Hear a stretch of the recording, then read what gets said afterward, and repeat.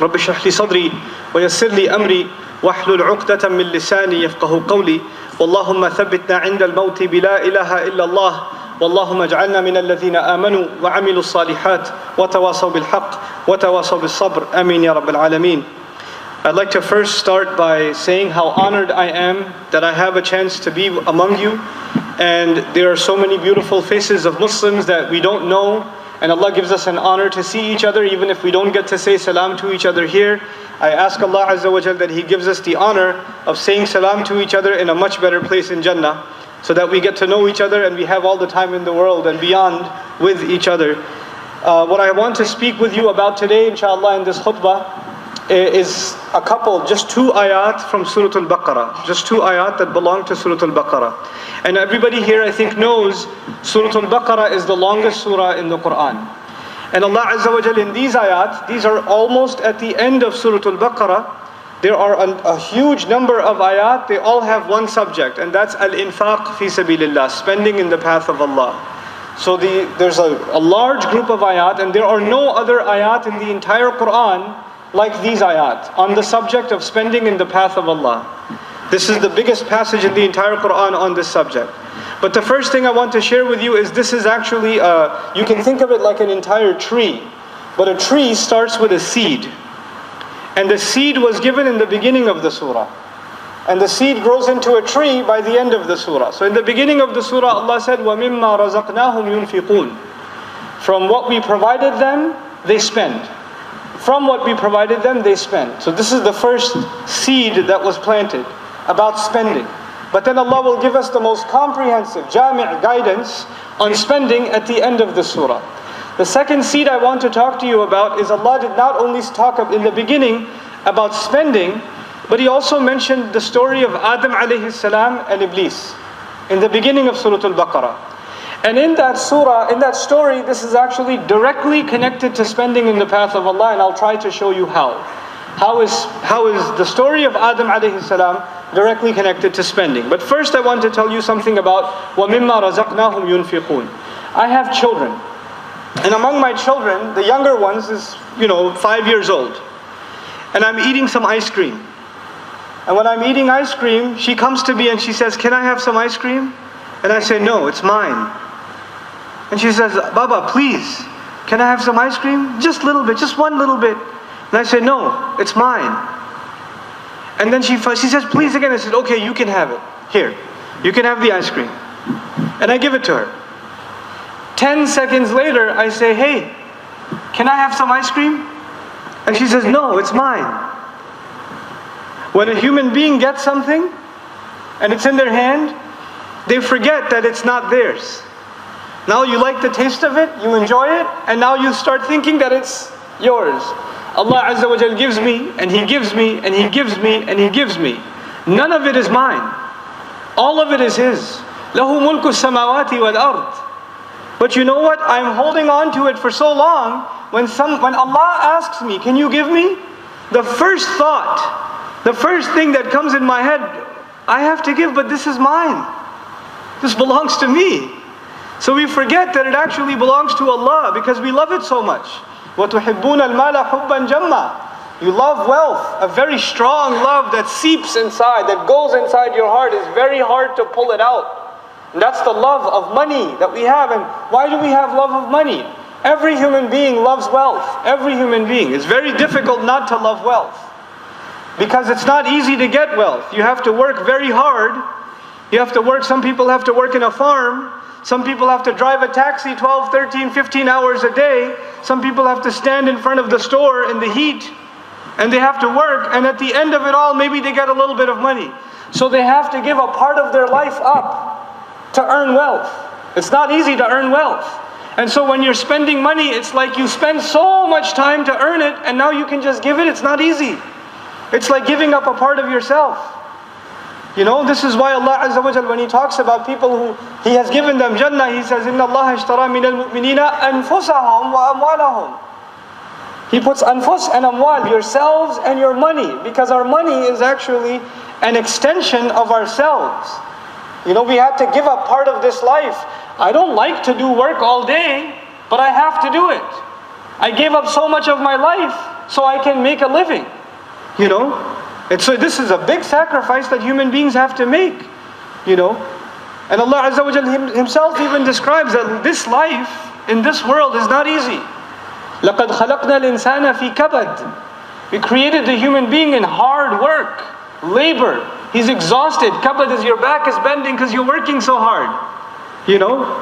So this is this life. So now, I mentioned this in the beginning, this is the first seed that Allah put, but the second seed that Allah put is about Iblis in the beginning of Surah Al-Baqarah.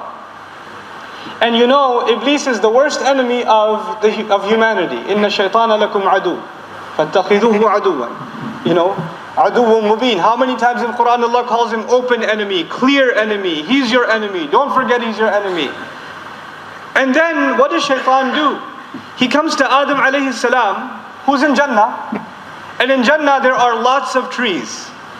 And the trees of Jannah, ذَوَاتَا أَفْنَانٍ فَبِأَيِّ آلَاءِ رَبِّكُمَا تُكَذِّبَانِ. The trees of Jannah are full of branches. They have wonderful fruit. You don't even have to climb the tree to get the fruit. وَجَنَى الْجَنَّتَيْنِ دَانٍ. The fruit comes down to you. You don't go up to the fruit. And each tree is full of greenery, مُدْهَامَّتَانِ, like Allah says in Surah Al-Rahman. And Adam alayhi salam is in Jannah. There is no shortage of trees. There are lots and lots and lots of trees. And Allah says, only one tree, don't go near it. Only one tree. And you know, جَنَّةٍ عَرْضُهَا السَّمَاوَاتِ وَالْأَرْضِ. عَرْضُهَا كَعَرْضِ السَّمَاءِ وَالْأَرْضِ. In the Qur'an, the size of Jannah is equal to the 7 skies and the earth combined. So Jannah is much bigger than this world. It's much, much bigger. This world, this planet Earth, is this little speck in the universe. And Allah says Jannah is it's big as the 7 skies and this earth. And all of it is full of trees. All of it is full of trees. Adam alayhi salam has endless choices of trees. He could be eating from any fruit he wants, anywhere. And imagine, we don't have that. Even if you have one jungle over here somewhere, and you say, stay away from one tree. Forget about staying away from one tree. Finding that tree is hard. How are you going to find it? There's all these thousands of trees. And in Jannah, there are countless, billions, trillions, I don't know how many trees. And each one of them have fruit. And Allah Azza wa Jal just mentioned, stay away from one tree. وَلَا تَقْرَبَا هَذِهِ الشَّجَرَةِ. هذه الشجرة. Now, but the first time Allah mentioned it, He said هذه الشجرة in Baqarah. He mentioned هذه الشجرة, this tree. فإذا استعملنا هذه اسم الإشارة للقريب. You use it for something that is close. So Allah brought Adam alayhi salam close to this tree, and He told him this one, stay away from this one. Later on, Adam alayhi salam goes far away. He's not close to this tree. So later on, and we learn the later part of the story from Surah Al-A'raf, which is a Makki surah. عَنْ تِلْكُمَ الشَّجَرَةِ تِلْكُمَ لِلْبَعِيدِ.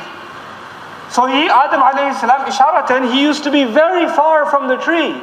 And he made all that hijrah to come back to this tree. But why did he do it? Because even on the way, there are so many other trees. You could eat from all of them. It is one reason and one reason only, shaitan. One reason, shaitan. And shaitan is convincing him, all of these trees of Jannah have nothing like that one tree. You need that one tree. If you had that one, you will be happy. All the other ones, not worth it. Now you imagine how many trees did Adam alayhi salam walk past? Only for that one. You know, the Arabs have a saying, كُلُّ مَحْرُوم مَطْلُوب. When you don't have something, when you can't get something, you want it even more. You want it even more. Now let me come back. There are 2 seeds that are planted. The first seed was the seed of spending for the sake of Allah. The second seed was shaitan will put in Adam alayhi salam the desire of one thing, the one thing that he can't have. He wants to, all of Jannah is not enough, you must have that one tree.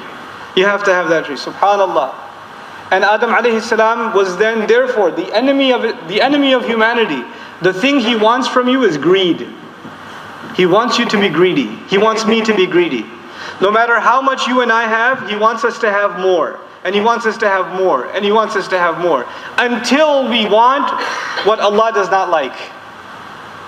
You can have anything you want, but no. خَلَقَ لَكُمْ مَا فِي الْأَرْضِ جَمِيعًا. Just like in Jannah, Allah told human beings, He made everything in this earth for you. All of it for you. And just a few things. يُحَرِّمُ عَلَيْكُمُ الْخَبَائِثِ. Just a few things that are dirty, they're not good for you. Those are the only things that are haram for you. That's the only thing that's haram. What is not good for you is haram. Every other thing is tayyibat, and all of it is good, and you can have it. But what does the human being do? They only go after the khaba'ith. They go after what is haram. And they leave all the good things that Allah made that are halal. Now I talk to you about these two ayat of spending. Ya ayyuhalladhina amanu. People who have iman. Allahumma ja'alna minhum. Anfiqu. Spend. Spend. And then when He says, Ya ayyuhalladhina amanu anfiqu, He says, min tayyibati ma kasabtum. From the good and pure things, good and pure, of what you earned. Let me explain this to you. Allah did not say, anfiqu min amwalikum. Spend from your money. He didn't say that. He said, spend from the good of what you earn. In other words, Allah is saying, you have to earn your money by working hard. You cannot earn your money by cheating people, by lying to people, by mistreating people. If somebody's selling fruit and they're selling bad fruit, they're not earning good money. That's not tayyibat. If somebody's fixing cars, and they just need an oil change, but they lie to the customer and they say, no, you need new transmission. Then they're earning money, but it's not tayyibat. That's not tayyibat. If somebody's earning zakat, even though they don't need zakat, but they're taking zakat anyway, that's not tayyibat. In other words, the way that you make money, the way that you earn money has to be good and clean. Has to be something Allah approves. And then you can spend. After that, you should spend. The first thing we have to fix is how do we make money? How do we get our money? The earning itself should be halal. Min tayyibati ma kasabtum. You know what happens among so many Muslims? They earn money from the haram. And they feel bad. And when they feel bad, they give sadaqah. So first they earn the haram, and then especially in Ramadan, and then they give sadaqah. I come from America, and alhamdulillah, we have good Muslims in America too. But you have Muslims that own a liquor store, beer, wine, vodka. They sell these things, and they own the store, Muslim. And what does he do every Ramadan? Every day he sponsors iftar. Why? Because he feels like he's disobeying Allah. So maybe this way he can pay the fine and go to Jannah. The only way you can pay the fine is the way you earn your money has to be clean. Then there are people who have haram business. They go to Hajj every year. They cheat people. They lie to people. They take people's money without fairness. And then they say, I will go to Hajj every year. That Hajj is no good. وَمَطْعَمُهُ وَمَلْبَسُهُ haram. What he eats, what he dresses, all of it is haram. فَأَنَّا يُسْتَجَابُ لَهُ. How will he be answered? If we are going to talk about spending in the path of Allah, the first thing we have to talk about is earning. Earning properly. Zakat is step 2. Sadaqah is step 2. Infaq is step 2. Earning is step 1. That comes first. So he says, أَنْفِقُوا مِنْ طَيِّبَاتِ مَا كَسَبْتُمْ وَمِمَّا أَخْرَجْنَا لَكُمْ مِنَ الْأَرْضِ. And from what we brought out for you from the earth. Because what Allah brings from the earth is the fruit. He brings the vegetable. He brings the rice. He brings the plant. And these things are all pure. None of them are impure. You don't have an impure orange. You only have pure orange. You don't have impure rice. You only get pure rice because this is what Allah makes. And when Allah produces from the earth, He is teaching you, this is an ayah for you, that what you produce should also be pure. Just like the food that Allah produces is pure. When human beings make food, when we make chocolate or Pepsi or something else, there's ingredients that are good for us and ingredients that are not good for us. There's pure ingredients and there's impure ingredients. When Allah makes food for us, When Allah gives us food, when Allah gives us rice, when Allah gives us wheat, when Allah gives us apples, they're pure. They're pure. That's the rizq Allah gives us. So the way that rizq is a reminder that the way you earn it should also be pure. The way in which you make it should also be pure. Subhanallah. So he says, وَمِمَّا أَخْرَجْنَا لَكُم مِّنَ الْأَرْضِ. Now the step 2. The step 2 is what? Spending. He says, وَلَا تَيَمَّمُوا الْخَبِيثَ مِنْهُ تُنْفِقُونَ. Don't take the dirty part of what you have, the ugly part of what you have, and give that in sadaqah. So you decide, to give you an example, you have food at home. You have fresh food, and you have food from 2 days ago. Which one do you give in sadaqah? The food from 2 days ago. That's tunfiqun al-khabith. You have new clothes you bought just for Eid. You bought new clothes, and you have old clothes. And somebody comes and says, I need some clothes for sadaqah. You give the old clothes.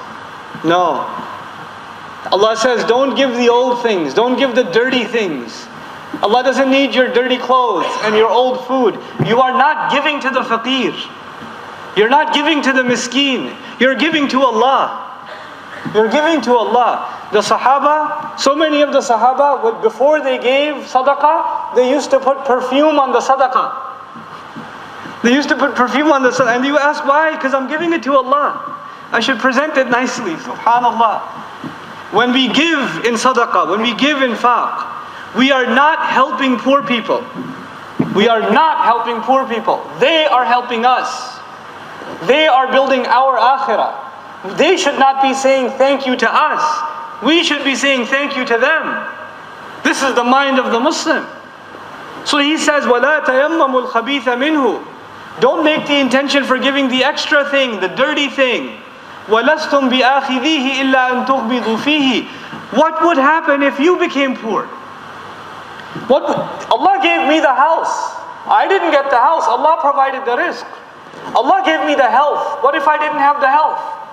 Allah gave me the job. What if I didn't have the job? Then the person, the guy on the street who knocked on my door, the one who was begging for food, maybe I could be that person. That could have been me. There's no reason I have and he doesn't have except the qadr of Allah. Allah decided that I should have. Allah decided that He has His own test. But if I was on the other side, if I was the one with my hand out like this, and we ask Allah that He provides us rizq so we never have to put our hand out for anyone. But when if one day came, ma'adallah, and you have to put your hand out, would you want to get the second-hand item? Would you want to get the old food? Would you want to get the smelly clothes? The leftovers? How humiliating would that be? You wouldn't take it yourself. That's what Allah says. وَلَسْتُمْ بِآخِذِيهِ إِلَّا أَن تُغْمِضُوا فِيهِ. You wouldn't take it yourself unless you had to close your eyes and you'd have to take it like that. You know? And then as he closes this ayah, subhanallah, وَاعْلَمُوا أَنَّ اللَّهَ غَنِيٌّ حَمِيدٌ. You had better know Allah does not need. Allah is ghani. Allah does not need your sadaqah. But I thought the faqir needs the sadaqah. And faqir yahtaj. And the ayah is about giving to the faqir. But Allah says, no, you're not giving to the faqir. You're giving to Allah. Allah is ghani. Everybody knows Allah is ghani. But at the time when you are giving sadaqah, at the time when you see someone put their hand out and you're giving to them, at that time I must remind myself, أَنَّ اللَّهَ ghani. At that time. At that time you don't think about the poor person, you think about Allah. You think about Allah. And you know, when you give to the poor person, they say thank you. They say Jazakallahu khairan. They make dua for you. They praise you. But Allah says, أَنَّ اللَّهَ غَنِيٌّ حَمِيدٌ. He is the one who already has hamd. He doesn't need anybody else. He's not going to be thankful to you, and you don't need to. Even if you don't thank Him. Even if you don't thank Him, He has hamd already. In other words, as you are giving, as I am giving in sadaqah, number one, we remember Allah is the one that is wealthy, not me. Allah is the one that is wealthy, not me. And this poor person, this faqir, this miskeen, this sa'il, this one who is asking, they're doing me a favor, I'm not doing them a favor. And when we do give, instead of looking for them to say thank you to you, you should be looking to thank Allah. You and I should be doing hamd of Allah. Allah changes the way we think about sadaqah. Now I told you there are two seeds. The first seed was spending. This ayah was about spending. The second ayah is about shaitan. Because shaitan, كَمَا أَخْرَجَ أَبَوَيْكُم مِّنَ الْجَنَّةِ, just like he got our father and our mother out of Jannah, now he wants us to stay out of Jannah. Now he wants us to stay out of Jannah. We're in dunya right now, but in the akhirah he does not want us to go back to our own home. That is our home. That is the home that Allah made for us. That's why He says, أُولَٰئِكَ هُمُ الْوَارِثُونَ. They are going to inherit. Wiratha, inheritance, is when your father lived somewhere and you got it. That's when you get wiratha. Our father's home is in Jannah, Adam alayhi salam. Our mother's home is in Jannah, and we are going to get Jannah in wiratha. We have to go back to our home. He does not want us to go back home. So what does He do? He uses the same attack that He used on Adam alayhi salam. The attack He used on Adam alayhi salam was greed. Do you remember all the trees, but He wants that one tree? And He says, Allah says, Ash-shaytan, in the next ayah, He says, Ash-shaytanu ya'idukum al-faqr. Shaitan, in fact, he is the one promising you that you will become bankrupt. You will lose all your money. Every time somebody asks, give sadaqah, give charity, give a little bit, you start thinking, but what about the groceries? What about the electricity bill? What about the gas in the car? What about the university bills? What about the doctor's bills? What about this? What about that? You start doing an entire budget in your head. You become an accountant. And you start thinking about every single expense. As soon as someone says, give for the sake of Allah, everyone becomes an accountant. But when you go to the store and you see, I wanna watch a movie. I can give some 10 ringgits and watch a movie. You don't become an accountant. You don't say, what about the college? What about the groceries? What about the car? What about the gas? It's just a movie, not a big deal. Let's just go. So when does it become a big deal? When you're about to give for the sake of Allah. When you're about to have a tea tarik, when you're about to have some extra food, when you're about to go, you don't think, you just do it. You just do it.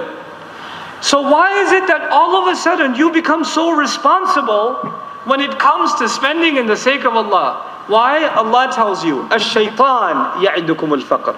Those thoughts did not come from you. Those thoughts came from shaitan. He is the one promising me and promising you will become poor, will become bankrupt. Now when you listen to shaitan a little bit, shaitan gets a little bit control. When you listen to him some more, he gets more control. You listen to him some more, he gets more control. And slowly, he is not just doing waswasa, now he controls you. The more you listen to him, the more he controls you. This is what Allah told us, subhanahu wa ta'ala. He says, Ash-shaytan ya'idukum al-faqr. وَلَمْ يَقُلْ سُبْحَانَهُ وَتَعَالَى يَدْعُوكُمْ إِلَى الْفَحْشَاءِ قَالْ يَأْمُرُكُمْ بِالْفَحْشَاءِ. He commands you to be shameless. He commands you to fahsha. How is shaitan commanding me? I thought shaitan can only do waswasa. Inna ibadi laysa laka alayhim sultan. My slaves, Allah told shaitan, my slaves, you will not have any authority over them. You're not going to have any authority over them. So how is Allah telling me now He will command you to do shameless things? When you listen to His promise, then He gains control over you. And when He gains control over you, then He tells you to do the worst things. If you go back to Adam alayhi salam, once they ate from the tree because of greed, يَنْزِعُ عَنْهُمَا لِبَاسَهُمَا. He pulled them into fahsha. He pulled their clothes off. That's what Allah says. The next step will be the worst evil, and that is fahsha. So it starts with greed, and then it turns into a human being becoming shameless. Because when you think about greed, you only think about what you want. And when you think about shamelessness, you only think about what you desire. And shaitan wants you to only think about yourself, like himself. He only thinks about himself. So he wants the human being to only think about himself. So Allah says, وَيَأْمُرُكُمْ بِالْفَحْشَاءِ وَاللَّهُ يَعِدُكُمْ مغفرة منه وفضلا. I'm almost done with these ayat and we're done with the khutbah inshallah. And Allah, He promises you. Now shaitan made promise and Allah makes promise. Allah makes promise to you, مغفرة منه. Forgiveness that comes from Him. Every time I give sadaqah, I am earning the forgiveness of Allah. I am earning kafara for a sin that I did. Not the sin that I'm going to do, but the one I did in the past. If you make genuine tawbah and you give sadaqah, Allah promises forgiveness for you in this ayah. But He, not only forgiveness. If you gave 100, Allah promises some forgiveness. But then there's something more. You used to have 200 in your wallet. After you gave 100, how much you have left? Just 100. Allah says, وَفَضْلًا. Allah promises you extra. Tomorrow you will have 300 in your wallet because you gave to Allah. Allah promises you extra. And He does. لم يقيد سبحانه وتعالى لم يقل في الدنيا أو في الآخرة. He didn't say He promises you extra in dunya, in this world, and He didn't say He promises you extra in the next world, which means it is in dunya and it is in akhirah. Allah will give you more here and Allah will give you more there. Wallahu ya'idukum minhu maghfiratan minhu wa fadlan. This is why the Prophet said sallallahu alayhi wa sallam, ma naqasa malun min sadaqatin. Money does not decrease because of charity. When you give charity, money does not decrease. Subhanallah. This is Allah's promise. Wallahu ya'idukum minhu maghfiratan wa fadlan. And then at the end of it all, wallahu wasi'un alim. Allah is vast. He knows everything. Why does Allah mention His vastness? Because you know the khaza'in of Allah, the treasures of Allah, the wealth that Allah owns. Maqalidu samawati wal ard, mulku samawati wal ard. You know, khaza'inu samawati wal ard, they belong to Allah. So when you ask Allah, it's very easy for Him to give you. You know, when you go to someone, you go to your friend, you ask for 20, you ask for 50, you ask for 100. When you go to a millionaire, you ask for 1,000. When you go to a billionaire, you ask for maybe 10,000, a million, 100,000. When you go to ask Allah, it's open. Wallahu wasi'un alim. Ask Allah. Was'alullaha min fadlihi. Ask Allah from His extra, and He will give because His wealth never runs out. We, at the end of this ayah, the most beautiful thing. It's the most beautiful thing. In the beginning of these two ayat, you are giving to the faqir. At the end of these ayat, you are the faqir. And Allah is giving to you. Allah is the one giving to you. Antumul fuqara. You're the ones that are fuqara.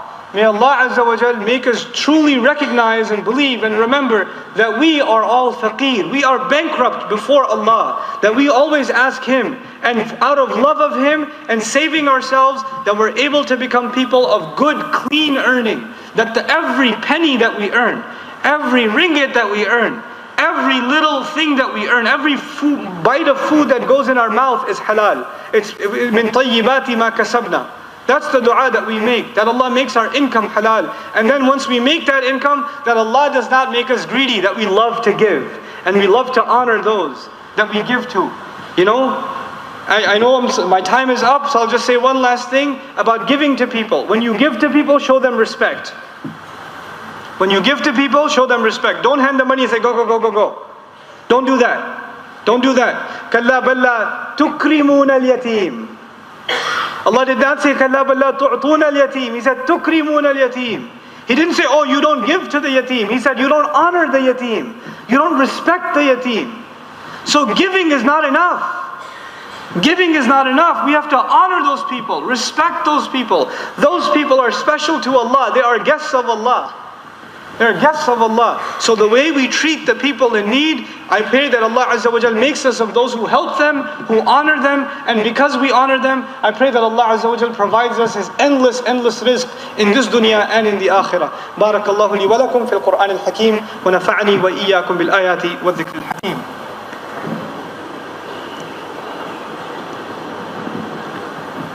الحمد لله وكفى والصلاة والسلام على عباده الذين اصطفى خصوصا على أفضلهم وخاتم النبيين محمد الأمين وعلى آله وصحبه أجمعين.